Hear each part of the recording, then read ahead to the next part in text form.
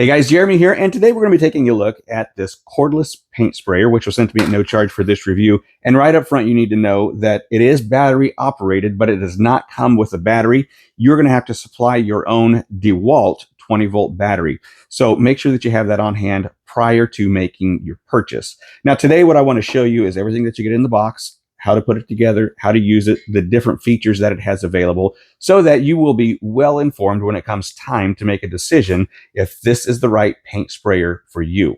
So first you have your paint sprayer housing or your body. This is what you're going to be holding on to as you spray.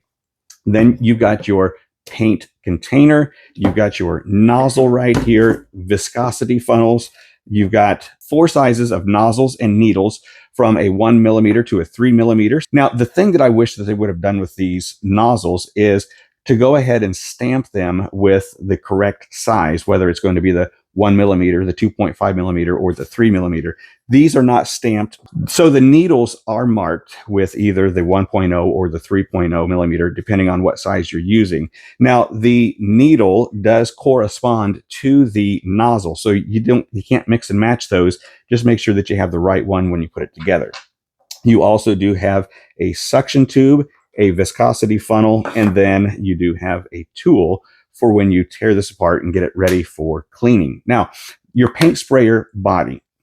This is going to be your trigger that turns or powers the unit on. And so we're going to be using that once we get everything assembled and some paint in. You do also have a light up here at the top, and that's only going to work with a battery, so I can't turn that on yet, but I'll show that to you here in just a moment. And then also on the back side of your handle, you do have a little storage area where you can keep your extra nozzles and needles, and I'll show you how to do that as well. So the first step is going to be for you to go ahead and connect your sprayer to your housing or to your body, and that's just going to click into place just like that. Now, there is a button right here, and that is your release button for your canister, okay? So that's what that button is there for. You've also got up on top here a button which you press down and open up your fill chamber. So this fill chamber is going to allow you to pour your paint down through the sprayer rather than taking the container off. You can pour it right down in through the sprayer, and it's going to come out the bottom side to your container. You can see that that's just a hollow opening all the way through. You do have a narrow end and a wide end, and the narrow end does have a little nipple on the end of it, and that's going to go up into a guide into your sprayer. Okay, so the next thing I want to show you is how to change the nozzle. If you did not want the 1.8mm in there, you wanted to have a little broader spray, then we're going to be able to take this locking nut off right here, and then everything else is just going to pull out, just like that, and like that. Now you have access to your nozzle and to your needle, and your nozzle is just going to pull off just like that, and your needle actually screws in. So you can see the threads on the end of that needle. And one thing about these needles is that they can get gummed up pretty easy. So they do give you a nozzle brush and a needle cleaner so that you don't get any dried paint in the end of your needle. So if we was wanting to change this out, we would need to use the little wrench that is supplied and just give it a little turn there just like that to loosen it, and then you can do the rest of it by hand just like that. Now we're just going to use this nozzle here, nozzle and needle, just because it's easy, it's convenient, it's good to go. We're going to take our nozzle over the top of that needle, and it's only going to go in one way, and then we're going to lock that into place with the little housing just like that, and then our nozzle directioner. So with this direction, you can do it horizontal or you can spray out vertical. Your choice, depending on where you're painting and what you're painting. Then we'll lock all that into place, and again, you can change the direction of that nozzle.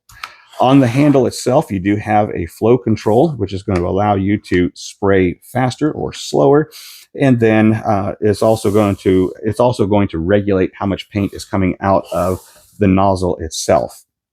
Okay, so on this back side, as I said, you do have a storage place. Now look at that storage place real closely, because there is a little hole in the center where your needle is going to go first, and then there's an outside ring where your nozzle is going to go. So what you want to do is make sure that you match your needle to your nozzle when you're putting it into the machine for storage. So you can see that needle, once it is inserted correctly, it's going to stand up on its own in that little hole. And then you can take your nozzle, just go right over the top of that, and then you can lock it or shut the door into place. Just like that. You got one on the other side as well. And you do want to make sure that you are carrying your wrench with you so that you can remove the nozzle if you're needing to do that during the paint job. Now, right here is a place to store your little wrench. Last thing I want to show you before we start painting is that this also does have a flashlight on it right here. And there's a power button down at the bottom of it. And it's going to be powered from your battery, of course. But that's what that looks like. So if you have a low light area, this is going to come in really handy. Now, they did say that this is a universal spotlight, so you could use it as a spotlight even if you wasn't painting. You can use the light itself if you were out in your truck or if you were in a low light, dark area. This is going to come in super handy for that. Okay, so the next thing is we've got just a little bit of paint here, and so we're going to add some paint. And then we're going to go do just a little bit of painting so that you can see the nozzle and the spray patterns and the direction, whether it's going to be vertical or horizontal. Okay, so we're going to go ahead and add our paint from the top.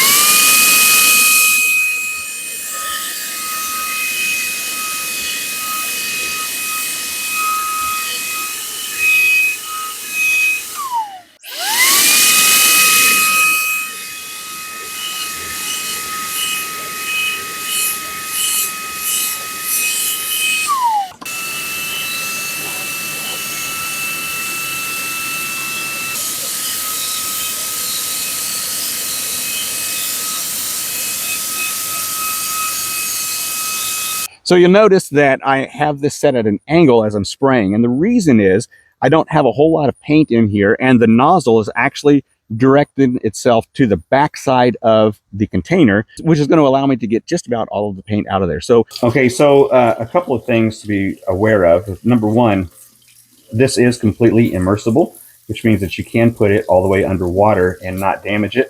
This is just really a flow tube.